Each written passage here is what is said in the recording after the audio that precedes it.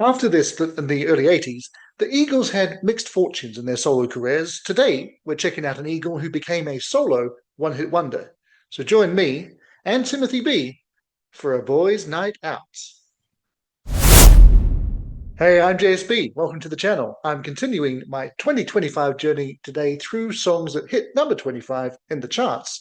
And today's is indeed the sole top 40 entry for Timothy B Schmit, Boys' Night Out from 1987, which happens to be the year bang smack in the middle of the Eagles' 14-year split. Now, this comes from his second solo album, the imaginatively titled Timothy B, which I once upon a time owned on vinyl. I don't actually remember very much about it at all these years later, but I always liked him with the Eagles, and especially in his earlier Poco days, so it seems like one worth revisiting for the series. So if you like any Eagles-related things, like this video for us. Cheers, and I will fire up Tim's solo hit, Boys' Night Out, for us now.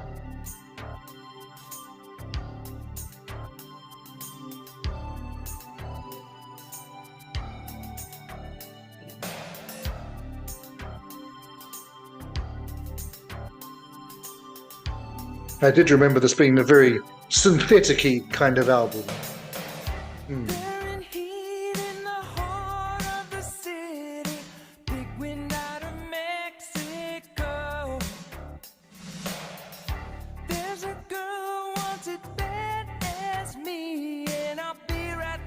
She lets go, so let it all come down.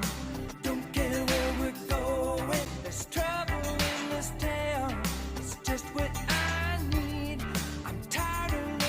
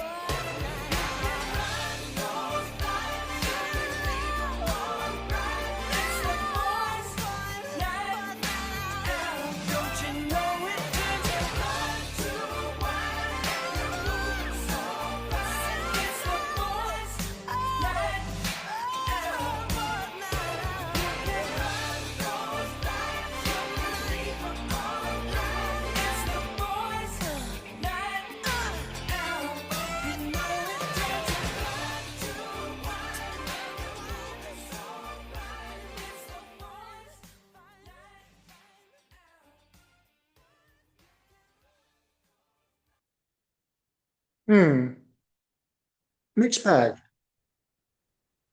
All right, that was Timothy B Schmit and Boys Night Out. And I kind of remember the chorus, not much else about it. Well, there's a lot of choruses in there, isn't there?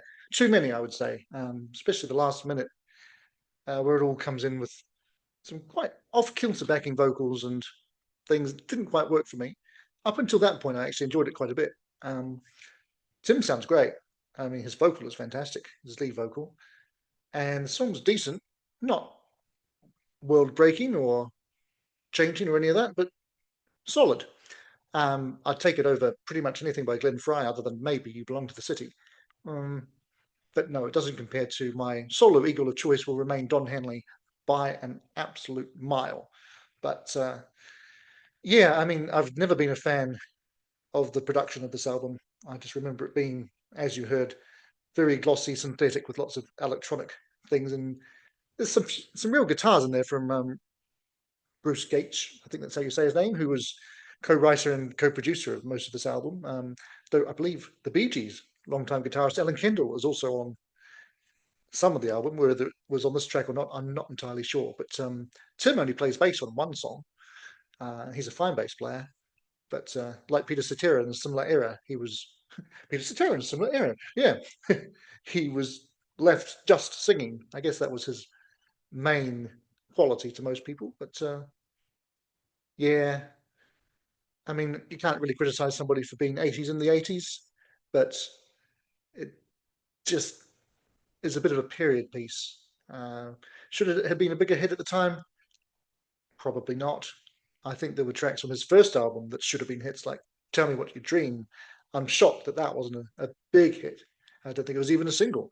Um, and of course, he was on MCA, known colloquially as the musical symmetry of America. So even if it delivered an absolute masterpiece, it probably would have not done an awful lot better. And the album itself was also his biggest. It reached number 106 on the charts.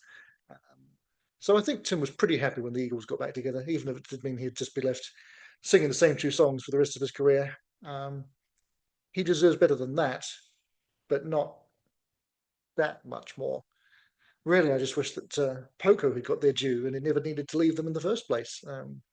If you haven't heard some of Tim's songs with Poco, like I Can See Everything, what a beautiful song that is, or Here We Go Again, or From the Inside, some absolute classics in amongst those that Tim contributed, and even the ones he didn't write, he contributed a lot to in terms of his playing and singing, of course. So those are the best places to find Tim. Obviously, he's best known for I Can't Tell You Why and Love Will Keep Us Alive from his Eagles days, and of course, he also did backing vocals on a ton of things in the 80s. It's like if Toto had had a member who was a backing vocalist, and he kind of was with them for a short tour, he would be the backing vocalist equivalent of, say, Steve Lukather for guitars or Jeff Porcaro for drums. He was just everybody's go-to guy for obvious reasons. But it didn't translate into much of a career on his own terms, unfortunately. But anyway, it was nice to go back to that. I'm not really inclined to check the rest of that album out again. The only other track I can even vaguely remember from looking at the track list is Everybody Needs a Lover, which sort of goes like, Everybody needs a lover, everybody needs a friend, except better than that, obviously. Yeah. Anyway, I'm glad that that hit number 25 and gave me an excuse to give it a re-listen after all this time. Not a resounding success, but interesting just the same. And I hope you agree. And if so, do hit that pretty purple JSB logo that's floating around somewhere so you can subscribe to the channel. And to find out which Tim-fronted Eagles tune is still one of their 10 biggest on Spotify these days, head one of those other places. And I would just say thank you for watching and bye for now, but not for long. It's the end, but the moment has been prepared for.